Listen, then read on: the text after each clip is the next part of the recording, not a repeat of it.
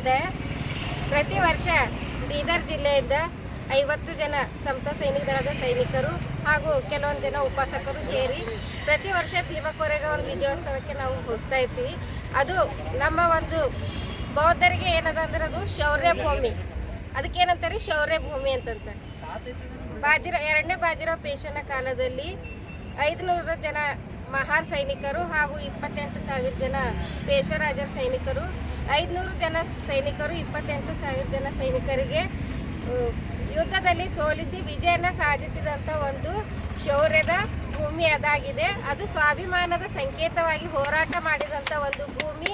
ಹಾಗಾಗಿ ಡಾಕ್ಟರ್ ಬಾಬಾ ಸಾಹೇಬ್ ಅಂಬೇಡ್ಕರ್ ಅವರು ವಿದೇಶದಲ್ಲಿ ವಿದ್ಯಾಭ್ಯಾಸ ಮಾಡಲು ಹೋದಾಗ ಅಲ್ಲಿ ಅವರಿಗೆ ಪುಸ್ತಕದಲ್ಲಿ ಓದಿದಾಗ ಭಾರತದ ಇತಿಹಾಸ, ಮಹಾರರ ಇತಿಹಾಸ ಯಾವಾಗಿನಿಂದ ಗೊತ್ತಾಯಿತು. ಪ್ರತಿ ವರ್ಷ ಅವರು ಯಾವ ದೇಶದಲ್ಲಿದ್ದರೂ ಸಹ ಪ್ರತಿ ವರ್ಷ ಜನವರಿ 1ನೇ ತಾರೀಕಿಗೆ ಭೀಮಾ ಕೋರೆಗಾಂವ್ದಲ್ಲಿರ್ತಕ್ಕಂತಹ ಶೌರ್ಯ ಭೂಮಿ ಭೀಮಾ ಕೋರೆಗಾಂವ್ ಬಂದು ಅಲ್ಲಿ ನಮ್ಮ ಹಿರಿಯರಾದಂತಹ ಮಹಾರ್ ಸೈನಿಕರಿಗೆ ನಮನವನ್ನು ಸಲ್ಲಿಸಿ ಒಂದು ಗೌರವವನ್ನು ಸಲ್ಲಿಸ್ತಾ ಇದ್ದರು. ಆ ಇತಿಹಾಸ ಗೊತ್ತಾಗಿನಿಂದ ಭಾರತದಲ್ಲಿನ ಪ್ರತಿಯೊಬ್ಬ ಇಚ್ಛೆ ಹೊತ್ತಕ್ಕಂಥ ಪ್ರಜೆಗಳು ಅಲ್ಲಿ ಹೋಗಿ ನಮ್ಮ ಹಿರಿಯರಿಗೆ ಮಾಡಿದಂಥ ಒಂದು ಶೌರ್ಯಕ್ಕೆ ತಮ್ಮ ತಮ್ಮ ರೀತಿಯಲ್ಲಿ ವಂದನೆಯನ್ನು ಸಲ್ಲಿಸಿ ಅಲ್ಲಿಂದ ಒಂದು ಕಾರ್ಯಕ್ರಮನ ಯಶಸ್ವಿಗೊಳಿಸ್ತಾರೆ. ನಾವು ಇವಾಗ ಬೀದರ್ನಿಂದ 50 ಜನ ಹೋಗ್ತಾ ಇದ್ದೀವಿ. ನಾನು ಭಾರತೀಯ ಬೌದ್ಧ ಮಹಾಸಭೆಯ ಸಮತಾ ಸೈನಿಕ ದಳದ major general Chandrakala J Badiger ಅಂತ. ಜೈ ಭೀಮ್, ನಮೋ ಬುದ್ಧ.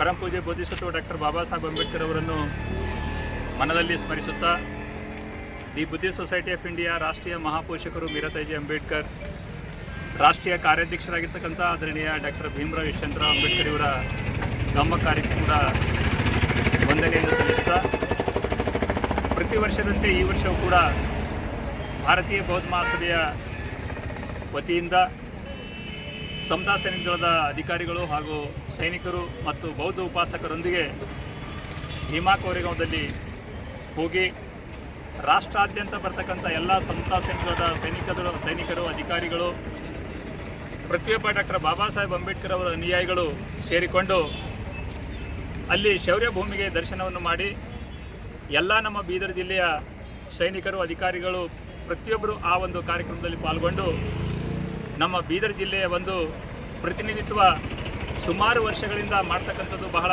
ಒಂದು ಸಂತೋಷದ ಸಂಗತಿಯಾಗಿದೆ.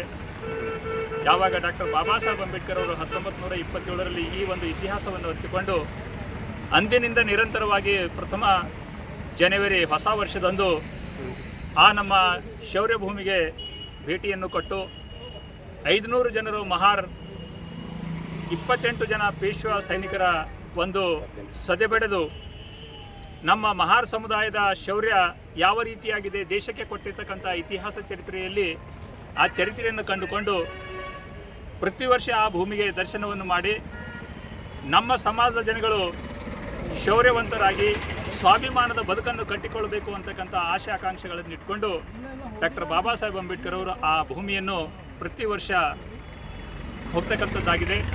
ಆ ಒಂದು ದಿಶೆಯಲ್ಲಿ ಬೀದರ್ ಜಿಲ್ಲೆಯ ಭಾರತೀಯ ಬೌದ್ಧ ಮಹಾಸಭೆಯ ಪದಾಧಿಕಾರಿಗಳು ಹಾಗೂ ಸಮತಾ ಸೈನಿಕ ದಳದ ಅಧಿಕಾರಿಗಳು, ಸೈನಿಕರು ಎಲ್ಲರೂ ಸೇರಿಕೊಂಡು ಈ ಒಂದು ಕಾರ್ಯಕ್ರಮಕ್ಕೆ ಈ ವರ್ಷವೂ ಕೂಡ ಹೋಗ್ತಾ ಇದ್ದಾರೆ.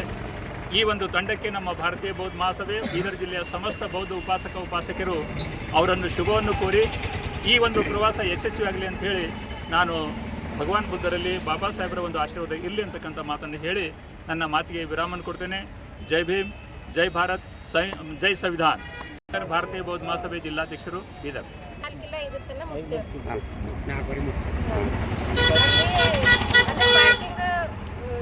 ಕೋರೆಗಾಂವ್ ಸ್ತೂಪಕ್ಕಿಂತ ಭಾಳ ಹಿಂದಿರ್ತ 10-15 ಕಿಲೋಮೀಟರು. ಅಲ್ಲಿ ಫ್ರೆಶ್ ಅಪ್ ಆಗಿ ಬಸ್ನಲ್ಲಿ ಸೈನಿಕ ಯೂನಿಫಾರ್ಮ್ ಹಾಕೊಂಡು ರೆಡಿಯಾಗಿ ಅಲ್ಲಿಂದ ಲೋಕಲ್ ಬಸ್ ವ್ಯವಸ್ಥೆ ಇರ್ತದೆ. ಶೌರ್ಯ ಭೂಮಿಗೆಲ್ಲ ಹೋಗಿಸ್ತಾನೆ. ಅಲ್ಲಿಂದ ಮತ್ತೆ ಶೌರ್ಯ ಭೂಮಿಗೆ ಹೋಗ್ಬೇಕಾದ್ರೆ ಮತ್ತೆ 3-4 ಕಿಲೋಮೀಟರ್ ದೂರದಲ್ಲೇ ಬಸ್ ಅಲ್ಲೇ ಇಳಿಸ್ಬಿಡ್ತದೆ. ಅಲ್ಲಿಂದ ನಾವು ಪಥಸಂಚಲನ ಮಾಡ್ಕೊತ ಹೋಗ್ತೀವಿ. ಸೈನಿಕರು ಜಾಸ್ತಿ ಇದ್ದಾರೆ. ಬಂತೇಜಿ ಅವ್ರು ಬರ್ತಿದ್ದಾರೆ ಇಲ್ಲ ಹೇಳ್ಕೊಡ್ಬೇಕು ನಿಂದ್ರು ಸರ್, ಎಲ್ಲರೂ ನಿಂದ್ರಲ್ಲ.